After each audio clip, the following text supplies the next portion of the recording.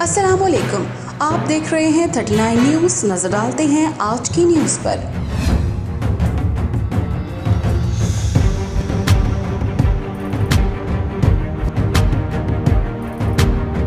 तफसीलात जानते हैं अपने नुमाइंदे से।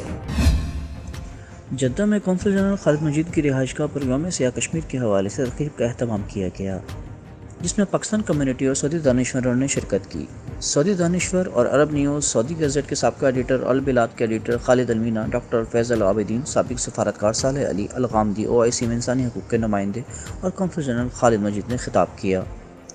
मुकर्रिरीन का कहना था कि भारत को कश्मीरी मुसलमानों को अक़वाम मुत्तहिदा की करारदादों के मुताबिक हक़ की खुददारदियत दिया जाए। भारतीय मज़ालिम काबिल मज़म्मत हैं।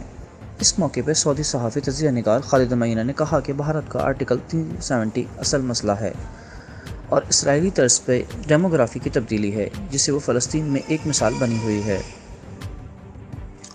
उन्होंने कहा कि दुनिया इस बात को तस्लीम करती है कि मसला कश्मीर एशिया में अमन के क़याम में रुकावट है, लिहाजा भारत को पाकिस्तान का साथ मुज़ाकरात के दरवाज़े खोलने होंगे। फैज़ल आबिदीन का कहना था कि पाकिस्तान आलमी इस्लामी कॉन्फ्रेंस बुलाए और इस मसले को इस फोरम पर पेश करे। खालिद मजीद ने आज़ाद कश्मीर के हुकूमत पाकिस्तान की सिफारती कोशिशों पर रोशनी डाली। तकरीब में सदर पाकिस्तान और वज़ीर आज़म पाकिस्तान और वज़ीर ख़ारजा के पैगाम पढ़कर सुनाए गए। कश्मीर कम्युनिटी के कन्वीनर खुर्शीद मित्याल और कश्मीर कमेटी के सदर मसूद अहमद पुरी ने भी खिताब किया।